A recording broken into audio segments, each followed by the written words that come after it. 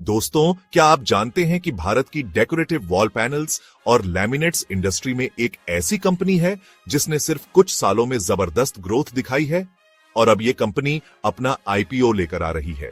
आज हम बात करेंगे यूरो प्रतीक सेल्स लिमिटेड आईपीओ की, जहां हम देखेंगे कंपनी का business model, financials, strengths, risks और आखिर में ये आईपीओ आपके लिए कैसा हो सकता है।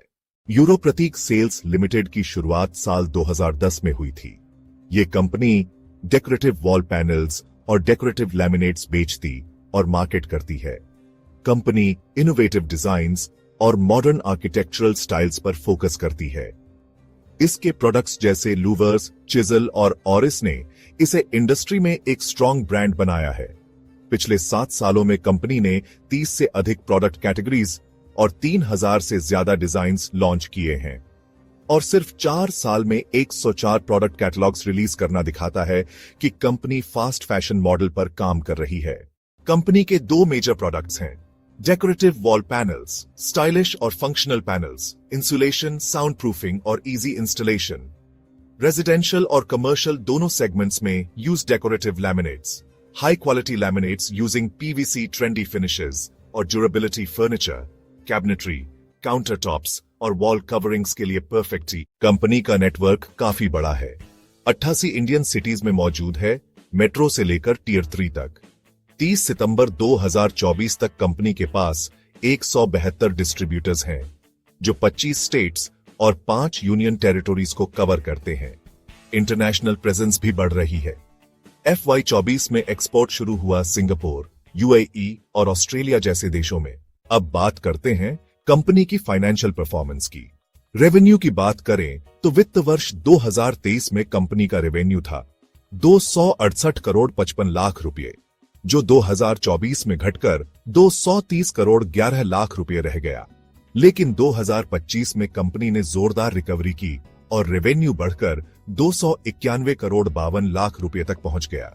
नेट प्रॉफिट की बात करें तो 2023 में नेट प्रॉफिट था 59 करोड़ 57 लाख रुपए।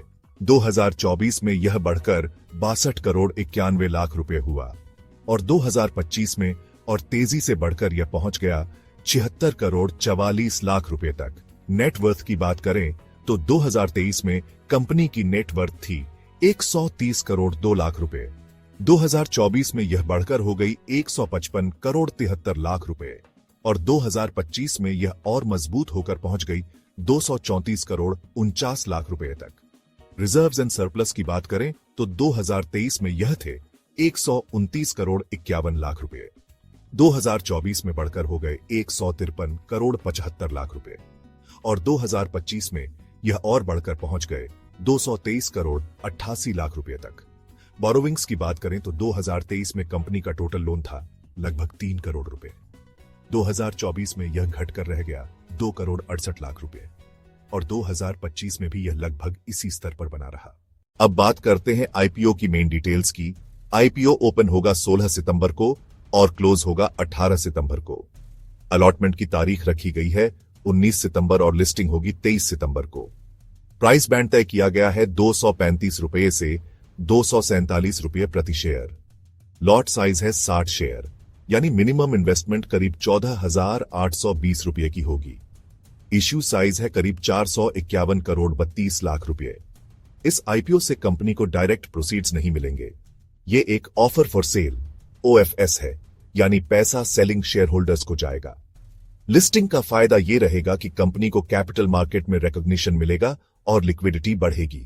भारत की सबसे बड़ी ऑर्गेनाइज्ड डेकोरेटिव वॉल पैनल कंपनियों में से एक, 15.87% मार्केट शेयर, 30 से अधिक प्रोडक्ट कैटेगरीज और 3000 से ज्यादा डिजाइन्स के साथ डाइवर्सिफाइड पोर्टफोलियो, लगातार इनोवेशन और design focused branding, outsourcing model से स्केलेबिलिटी और कॉस्ट एफिशिएंसी, कस्टमाइजेशन और कंज्यूमर डिमांड के हिसाब से तेजी से प्रोडक्ट लॉन्च करने की क्षमता।